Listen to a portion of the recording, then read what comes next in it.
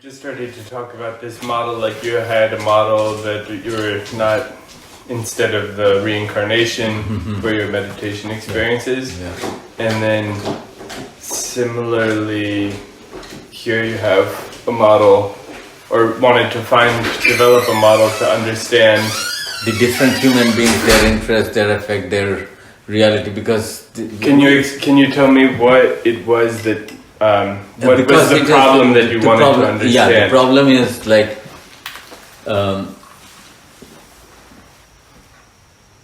it's more than what is, how I am affected. To me, it is the only reality. You know, it's like a pregnant lady, no matter what happened, the fact that the baby is kicking in her stomach is absolute functional reality. So the whole disposition, my body, my affect, and all these things that right now my chest is on fire. So this is a reality. Now, when I'm trying to tell people that this person, you know, if you are engaged with him, to me, engage in a sense that you have to feel a real attraction towards this person. It is only then the resonance can start, okay? And in that resonance itself, the meaning of resonance is an energy exchange. For example, if you have a string, vibrating string, if you just keep an idle string here, if they have similar harmonics, this small string starts vibrating, and then they will resonate. And in that resonance, what happens? Not only the big, powerful string is giving energy, it's also accepting energy from the other string. That's exchange of energy. So, how we will recognize another person is affected because you feel the effect. You know, when but it's not similar. Why is that? It's not like if you put your finger in the fire, you ought to feel the firing sensation. It is something little more modified and convoluted in the case of human feelings about others or being affected by others. So we are looking at the same object, two different persons, and our realities are so different. Why is that so? Okay, that's something is so obvious that I don't need any explanation, and it is so not obvious that no matter what scientific and other ways I'm trying to explain, it's not becoming obvious. So I realized that our realities are all different. Okay, so talk about generalized reality. Generalized reality is a belief structure which has nothing to do with the life. So the reality that expresses through your life and living is what I call as functional reality. What functions and has impact in you. And why it is so different? Well, that's because every subject is very specific. Every subject came to exist at this moment with a very specific background, with a very specific genetic makeup, with a very specific amount of incidences that they have come through that made a subject specific. So, and since the subject specific is a very, very big ingredient of its functional reality, so each individual is as if a subject-specific functional reality, which need not necessarily have the common ingredient of feelings or experiencing structure. Need not, even though the instrument that is responsible for making it feel have a similar characteristics, but the resulting effect is going to be so different that you will be surprised what a thought structure and its reality of another individual sitting next to you is, as you can't even figure it out. Oh, how is it even possible? And that is the first my realization that that's why I can't make another person interested in UG because of this thing. And I think because of the awareness of this subject-specific functional reality, I will never can create an organized ideology that will be accepted by a general mass. That this is, because that is antithesis to my understanding. So, but is there any merit of this understanding? I thought there is, because it gives me a validity to my functioning, and how I feel frustrated when others are not realizing that this is how I function.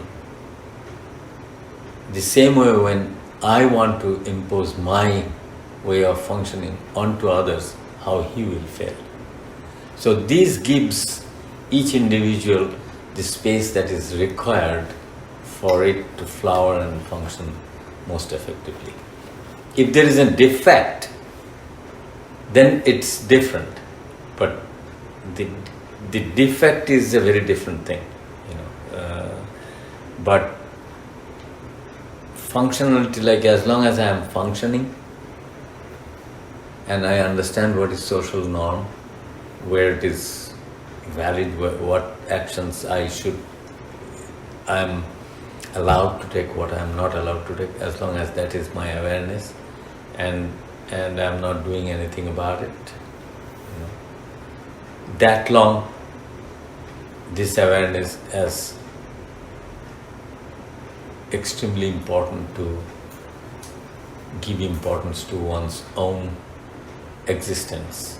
Like, this is how I am, this is how the nature unfolds in front of me. If I can't see green as green, maybe that's my defect, but if it does not affect others, still I have to accept that. That's my functional reality. Then I think the comparisons or the examples that you're using are, I really appreciate them, both with the strings and then also, as you said, like just hormonally between sexual pairs, sexual attraction, but yet in this case, it's you and Yuji are not two strings. You're not. It's not a sexual attraction. So what is it that is the resonance? So that's my own discovery. It is that there was something that my whole system was struggling to overcome. There was a struggle, inner struggle, and what was the struggle? The struggle was, I assumed certain functioning that I should function, and accordingly there was drive, and I will do anything to function that way, because I assumed that this is how I should function.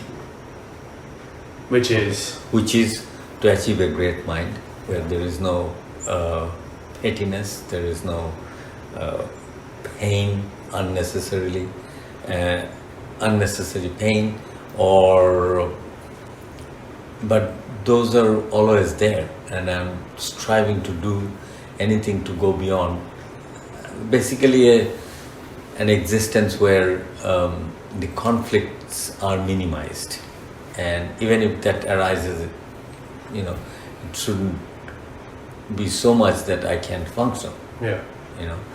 So I don't know, enlightenment or whatever you call it, but so there was a image about myself, okay, and that was not matching the way I was functioning. That was the essential conflict.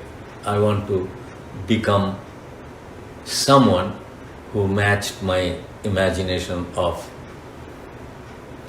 a good personality, who has no pettiness, has equanimity in their treating human being, and this kind of thing, which was not, I was conditioned, So,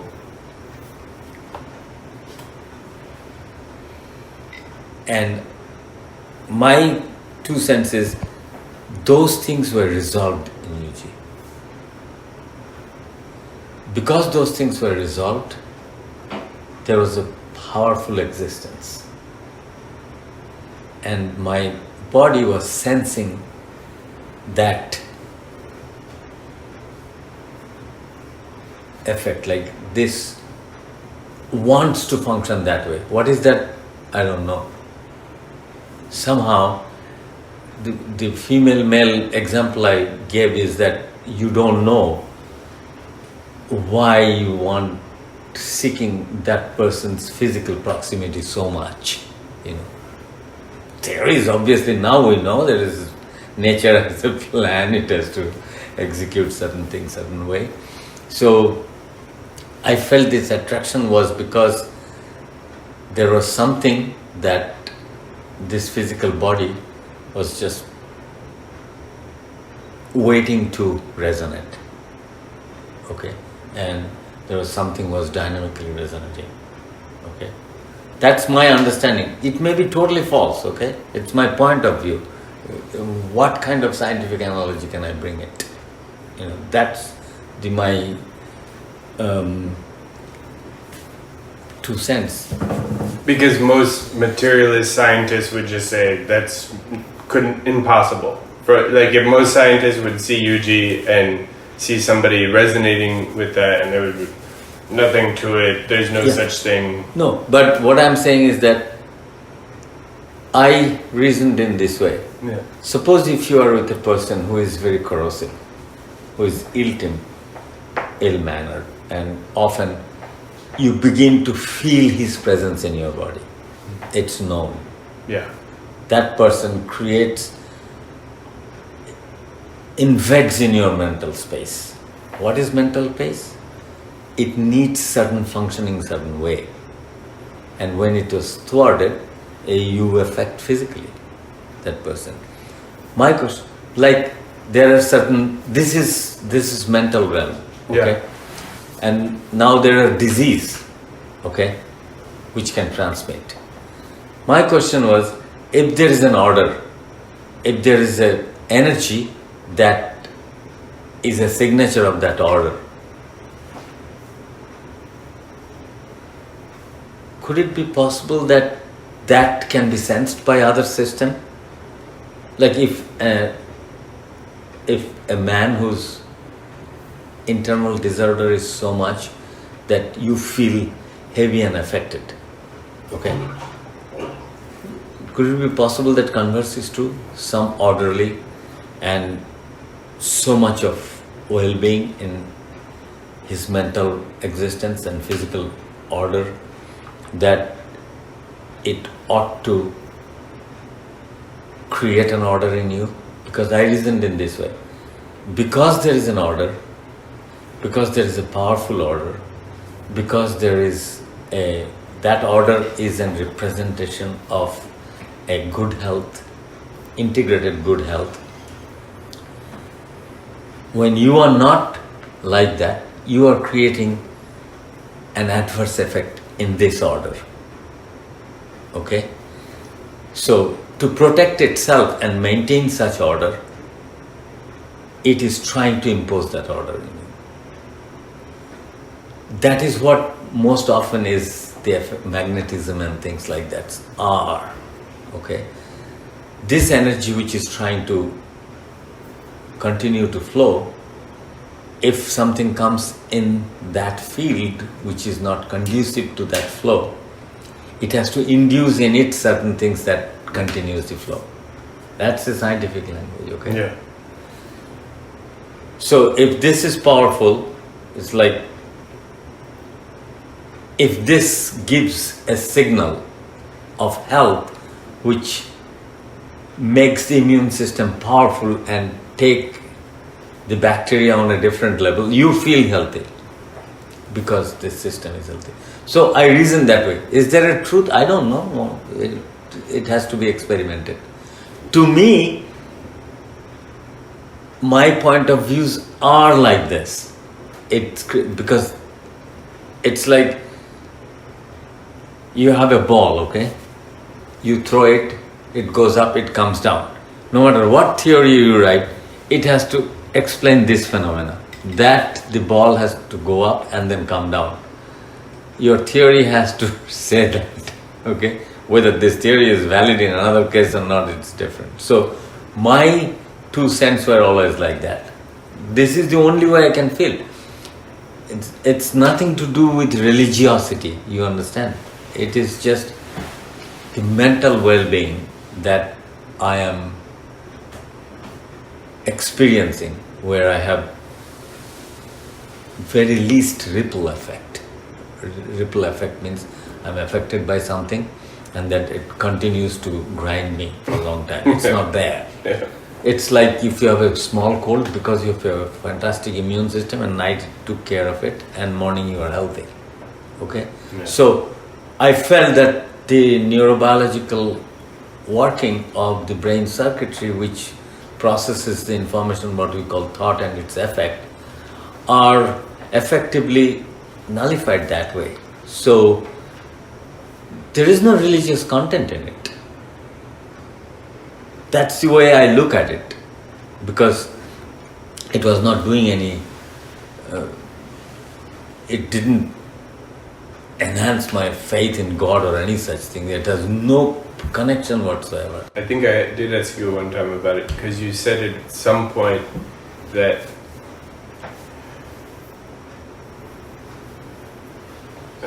the one place that you saw a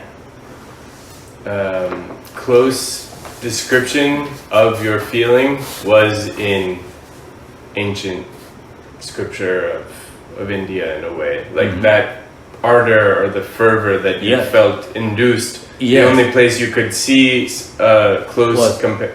Yes. So, what is that? What I felt is, so I begin to try to create a model of the human behavior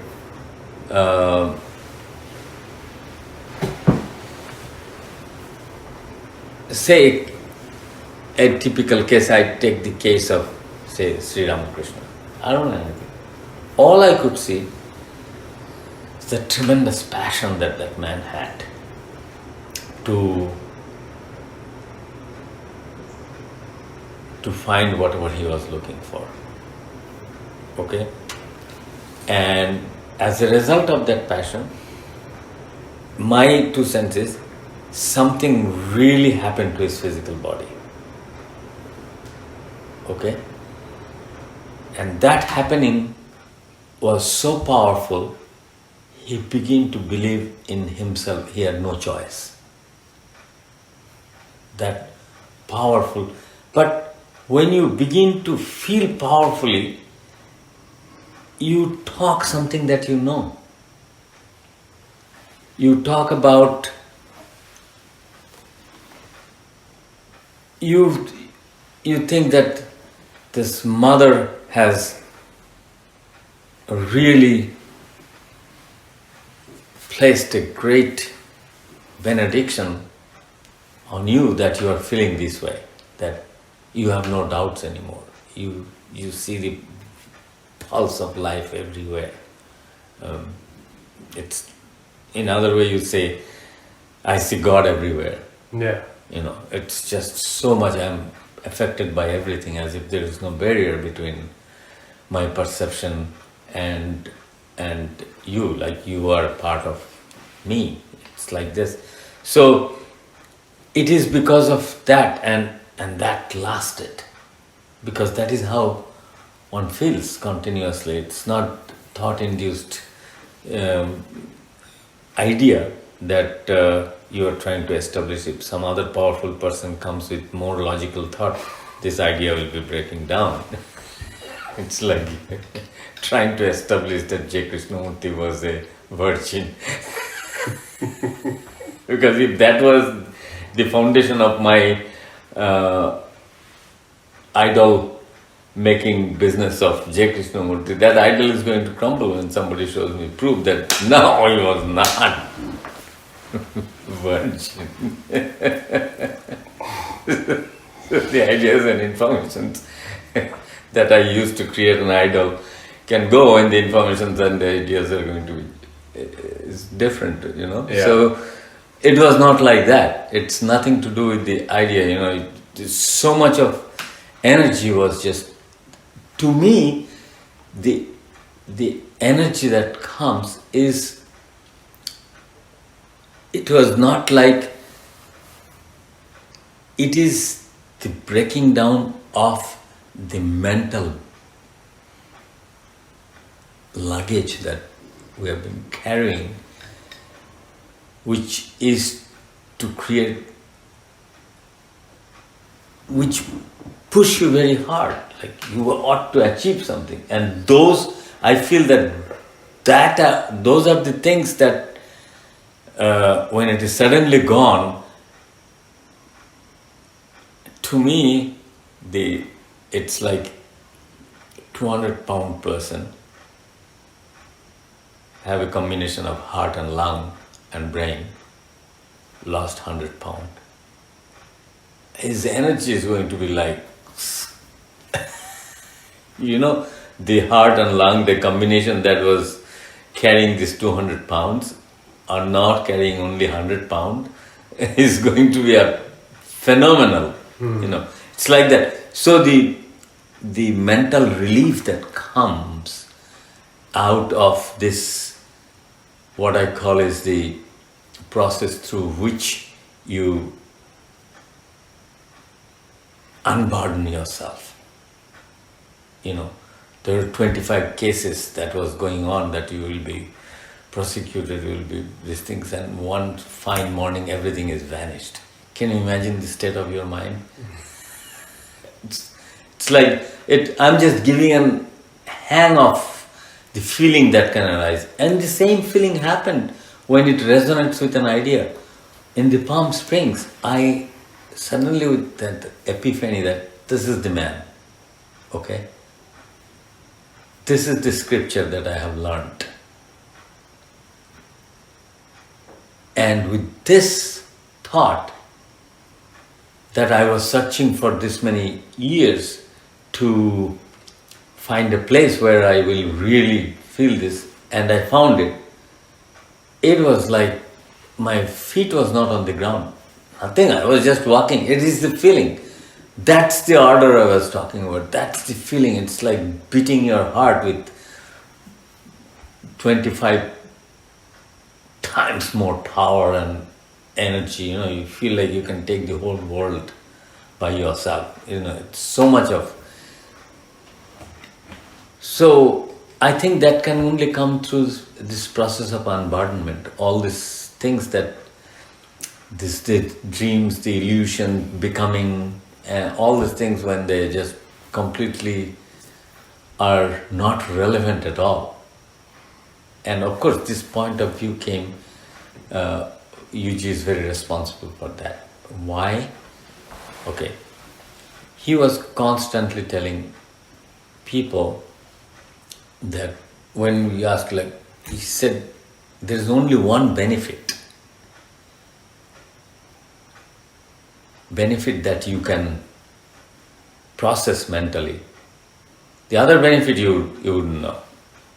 You see, suddenly if your blood pressure gets repaired, you can process in your brain how it happened. The thing that you can process in your brain as a beneficial aspect of his company is like he's constantly taking away the load that you are carrying by being afraid of religious doctrine, spiritual authority, and you are doing sin, you are doing bad things. This constant burden that you have, you will be unburdened from that. And I accepted that, accepted in a way that I was feeling like that. I was feeling very, I didn't give a shit about this God, goddesses, images, scriptures, books, nothing. It's just merely words. Just if I say the God is going to protect me from everything, which is just important word. Yeah.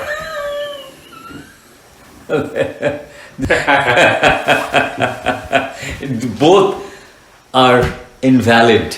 Yeah. As far as my life and functioning is concerned. So the fear and the mystique that is associated with this spirit or the image or all these things is all gone, and that is what actually happened because of his company, because he was functioning that way, totally fearless about the scripture.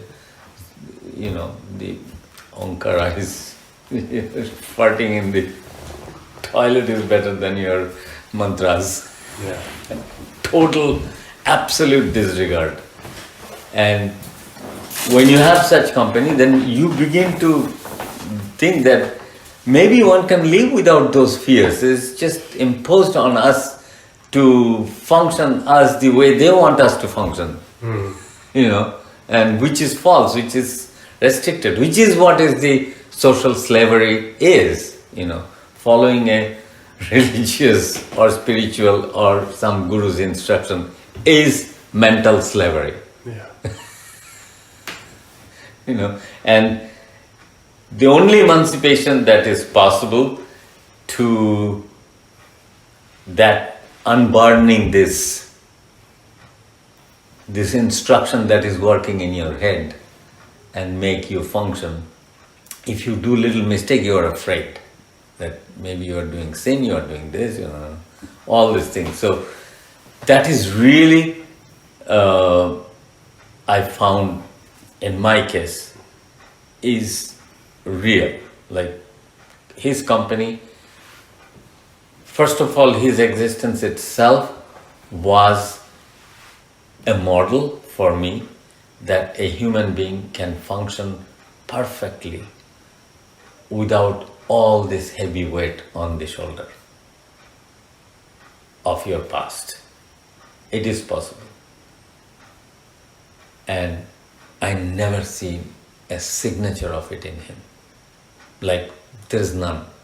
Absolutely no regard for, absolute zero regard for such a thing. So I call it as unburdenment. The weight that we have been carrying as a Hindu or a religious country or the spiritual country is just a figment of our imagination. It is non-existing.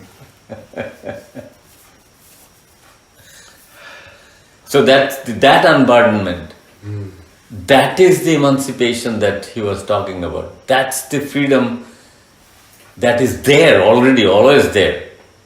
You, as you know yourself, you are so afraid. It's the number one thing is the fear of those ideas, and it is a cheap trick of the mind to tell yourself that you should keep this fear because otherwise you might miss something great. It is in this freedom that you can really discover a lot of mysterious things that the nature presented itself in you, in your way of functioning. Will you ever solve that mystery? No, not possible. Because I also reasoned that way, why it is not possible. It's the construction of the life itself. You know, the fact that there is a very intricate neurobiological circuitry has to be there for the system to perceive something cannot perceive itself, because if it tries to interfere with the perceiving mechanism itself, within itself, the perception will be lost. You know, so the whole thing is always after. Like, because it is there, I am talking. Okay, so obviously my talks and everything is a secondary property of the construction itself. That's according to me. Nobody has to accept that. It's okay with me. But I have no doubt, because I could never, as an entity which can think, become a part of that process. I tried, and either the process stops or I slip into a different kind of catatonic state. There is nothing. One can be part of that living process. It's impossible. So then when something really happening, which is like, you know, your body is in fire, there is nothing you can do. That order, you know, it's just unmistakable. You know, it's, I used to say, you know, you say, am I pregnant? There is a kick from within. You know, the little baby, bang, kicked in your stomach. So there is no doubt about those things. Now, how did that happen? So, result is, sex is not, it's irrelevant. It's nothing to do with what happens. So, the sex, the meditation, it's nothing is really connected to this happening. So, that why it's, whether you are, I have a theory that human being, you know, it happened to people, that is for sure, that suddenly one feels that completely burden is gone. Yeah. There is no mental burden. There's something happened. You don't know what. You may say something, but it doesn't matter. That is gone. And to express that exuberance and powerful existence, you talk. If you're a good talker, you give all kinds of examples. It doesn't matter. But this kind of enormous presence is possible. You know, the feeling of so great and energetic and high. High means like feeling of not having any problem itself. Can you imagine what kind of mental state it can create? So, and since this is possible, and so people saw that it is possible. What people do normally is that I go back to your lifestyle, right? I try to study what you did, what practice you did, what was your passion, what was your interest, what all happened. I tried. And then I try to understand what is it from this I can pick up so that this thing lands in me. So if you were a person who didn't have any sex, you had a very religious food and very religious upbringing, and then suddenly you find yourself in that space, I obviously think these are the precursors and activity that I should engage myself to achieve that, right? Mm-hmm. That's how this celibacy came. The guy who got it probably didn't have so much interest in these things, didn't have time to have sex. You know? It happens. If you are passionate in one thing, you forget everything else. You know, the time flies. You don't know what. You know, I mean, I experienced with those things. You know, 2 months gone, I don't know anything else. It's like that. Where was I suddenly? I found myself next to my wife. I said, what happened to the last 2 months? I was meditating somewhere in Ramachandra Mission, So this is possible, okay? So they started following. Then suddenly somebody said that, come on, I had full sex and did it. And I had that feeling. So I said, maybe then Tantra. Yeah. Go from one extreme of celibacy to tantric sex. And in between everything. Yeah. That's my 2 cents. It's our desire to go into that functional mode, which is obviously very lucrative, honestly. If you are with Yuji, if you see the way he is functioning, you can't help but function that way. I mean, there is nothing in this world can intimidate him. Zero. I almost used to feel that I think that is how every organism wants to function. To have no conflict, and have no... Yesterday you had, bad discussion and next morning he forgot everything. Just beaming with energy and let's do something. Totally. It's like some powerful machinery grinded at night and brought all this. It's like you had a great good night's sleep. Before sleep what you did doesn't matter. Next morning you're just glowing. It's like that every morning. It was like that. Who wouldn't try to like to function that way? There's not one iota of problem of the world that exists. That's what we see with you. Hey, come off it. It was very lucrative. So obviously, if I want to function that way and I'm not functioning that way, I would try to do something to function that way. You see, that's the whole point. And that is what we call it practice, sadhana, or how it's...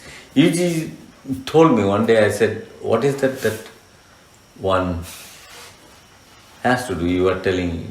He said, all these methods and everything are created by the secondary people. A real McCoy will not give any method if he is honest. Because, his point, he doesn't know how it happened, right? What is he going to tell anybody? How can that happen? That means you are connecting with the events, but you are denying that. So obviously, and all these people, all this writing, all this great piece, everything is by the people who were aspiring to be like that. Was working very hard and they thought they are going somewhere. They are telling people what to do to go there. That's what he very specifically told. That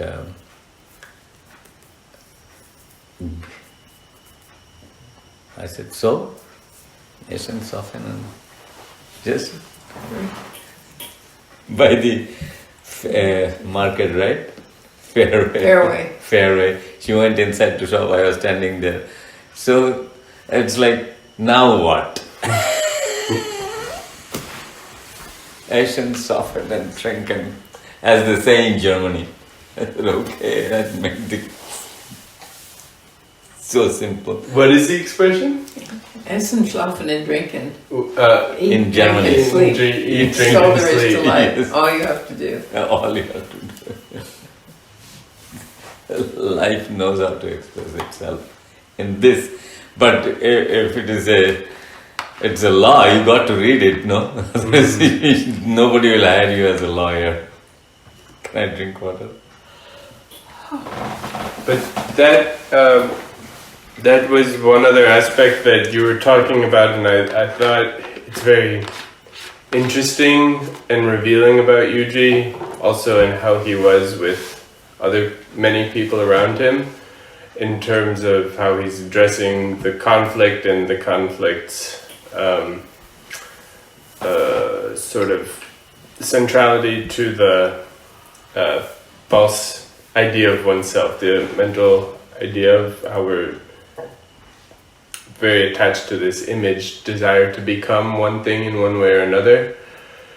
And so you spoke a little bit about, even the other day you were speaking about it, and it was very interesting, how like when this stuff started to feel, you started to feel this, what was happening to you, and also your relationship to Yuji, there was a feeling like maybe it was feeling special in some way, like he's waiting for your phone call, like you're a sort of particular person around him.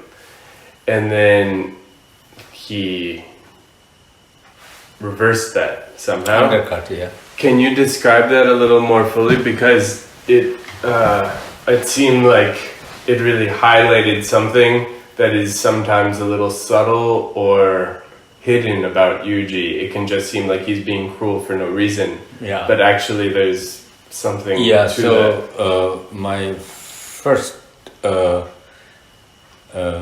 revelation of that was I wanted to go to India and to spend some time with him.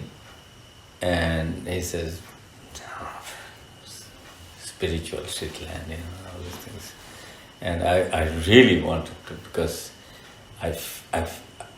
because the problem that I had was just resolved about my green card and everything. I just become free, Now I have time, I have money, and so I can go. And he did not. He was very vehement. No means no.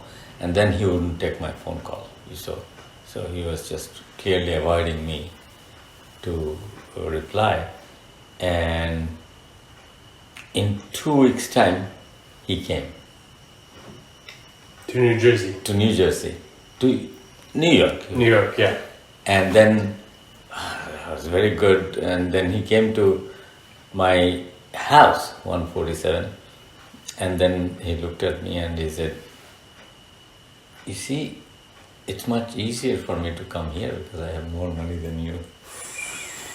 It was so touching, like I didn't have to spend a penny. I didn't have to take a vacation, and I wanted to spend time with him. And I was feeling like, why is he behaving this way? I wanted to see him. Yeah. He came here. So, of course, these are the things that made you feel that he is concerned about you and things like that, So... that you matter to him. He responded to it. And one day, someone was telling, he said that I think I have to go to New York again. Why? To see Guha? Somebody told in Bangalore. Because here only me and Julie. Who else was there? No, Chris, nobody. Yeah. So there was a feeling when he came to New York that you were part of his itinerary. Yeah. And the whole thing was like he was paying really close attention to my needs and my activities. But then again, he did this. This is just, I don't think it's there in the Palm Spring. So what happened is that Yuji stopped talking to me completely.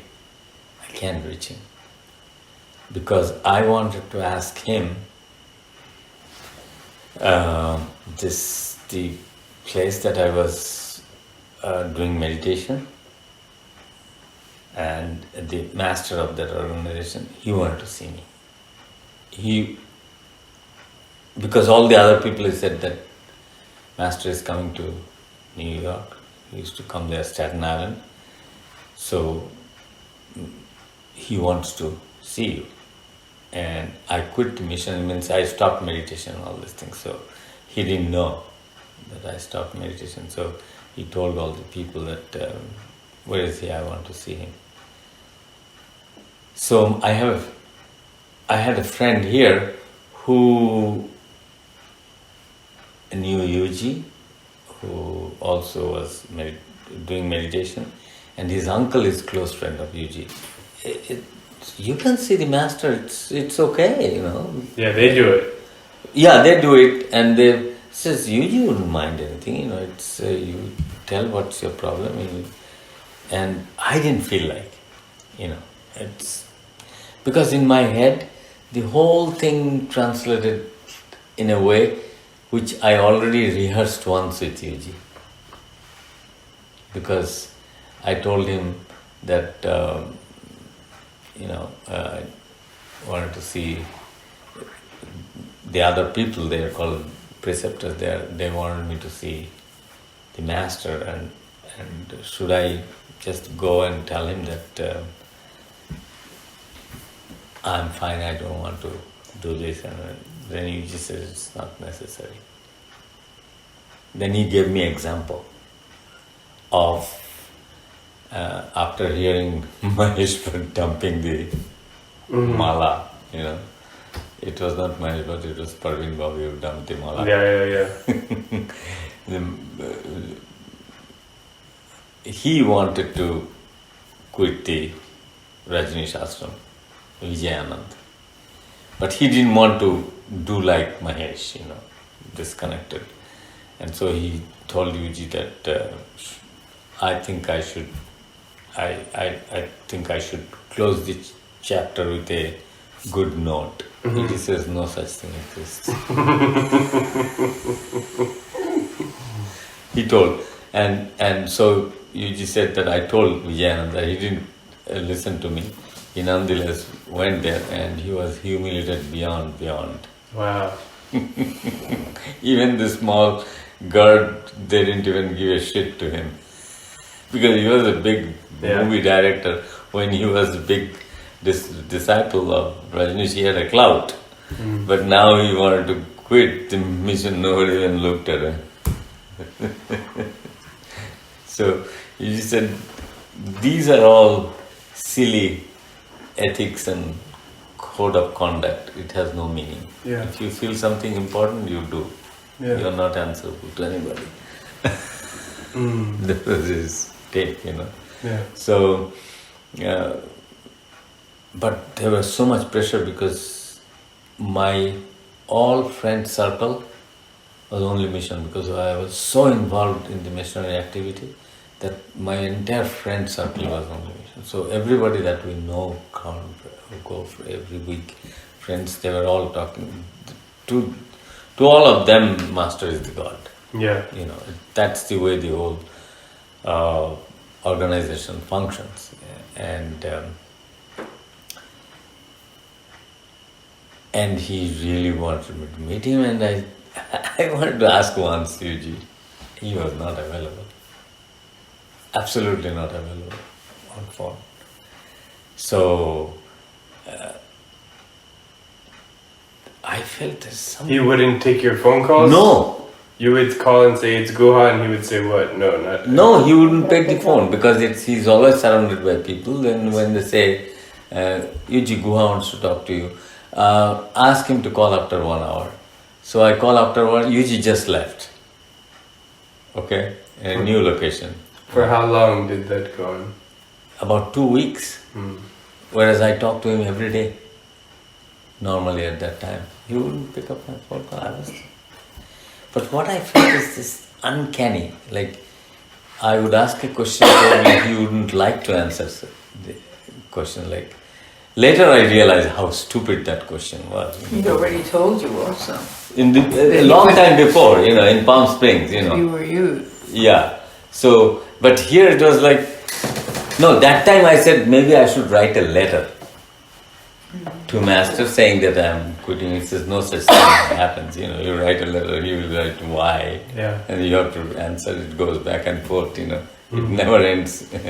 There is no such thing as good note. Okay, bye Guha. Take care. All Take the best. care. Having good luck, good life. It never happens that way. So we just no such thing happens. Right? And I didn't go, finally. He called me. I ended the matter. The moment it happened, within 1 week Yuji came. Hotel Iroquois. We could not find... He did not want to stay in Julie's house. He said, no, I'm not staying in 1 West 64th. I was breaking my head. Why? Such a nice place. Nobody is there. We can have great fun there. Why? I can't remember why. No. So, had my mind. And then we were telling Yuji that this Southgate was full. So 2 days there was, so we would Hotel Iroquois one night, flat hotel. 2 days into it, then third night we got into Southgate. So the first day he came and he said, come early morning. I came, we are having fun. And I told what happened. That I went to, I didn't go to see him. And he said, if you would have gone, you would have lost everything. I couldn't believe it. I couldn't believe it. It was kind of a bone chilling. What, everything that was happening inside of you would have stopped, he was saying? No. You would have lost it. I didn't even understand the meaning of it. Yeah. Maybe it would stop. Because something was just going on. I couldn't decipher. Much later I realized that's a very personal thing. He would have lost his confidence on me. Closeness to him. Yeah. Betrayal.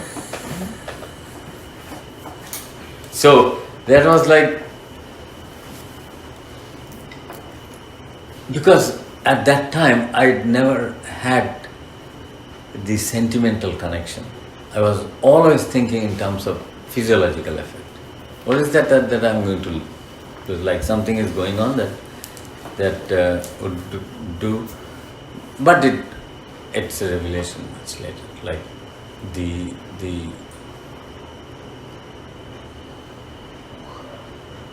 it's like things were much healthier and give a helping hand when I felt great about him. That drawn me towards him, and that also made him very open to me. So it was a very kind of cozy feeling. Yeah. But when it was required, he completely disregarded these things. He was become very ruthless. No. And that also later I realized it was all for my good. That he did not communicate with me for almost 4 months. Nothing. When I tried 1 month, could not get him, I gave up. I didn't try because obviously 1 month every day I'm calling and he never picks up, never comes to phone. Complete communication stopped. So it went on for like that.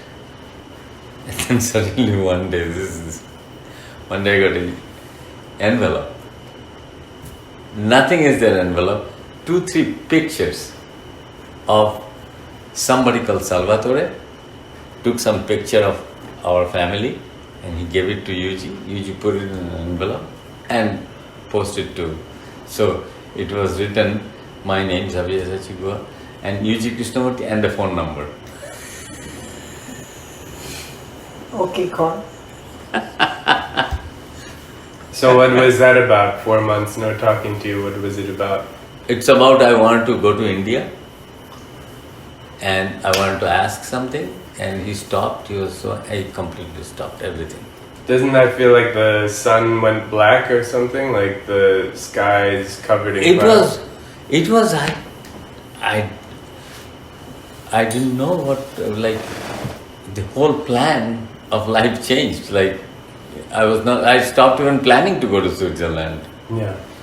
you know. But that was, you said something about that in the interview that I thought was that where I wanted to go with this, because it seemed like maybe you were saying it's for your own good in the end, but in that moment it feels like a rejection, and the rejection feels like times 1,000 because it's coming from... Yeah, it was very, but it was strange in a way. I was so strong. It was so self-evident that they affected me. It just wouldn't put me down. I was very strong in my like this is real, okay, and of course it was like going against my way, okay. So obviously, because I accepted also, I stopped everything and I went back to my normal life and going on. But then of course, as soon as I saw that number, I immediately called. Immediately. As if nothing happened. That 4 months of nothing didn't exist. It just evaporated. Nothing. It's just same way. Kids, I was Lakshmi Garu, I was just Sisi. Everything is normal. Planning Switzerland, everything is just as if nothing happened. And then there was many times there was a lot of tension. I think it's normal. Yeah. How is it not possible? But you were saying how when he would deny that anything was happening in you was one thing, because that was building the strength in you that no outside verification is necessary. That was there constantly. It was never like if you don't listen to your guru, you're spiritually going down. If you listen to guru, you're going high. No such thing. Yeah. It was just completely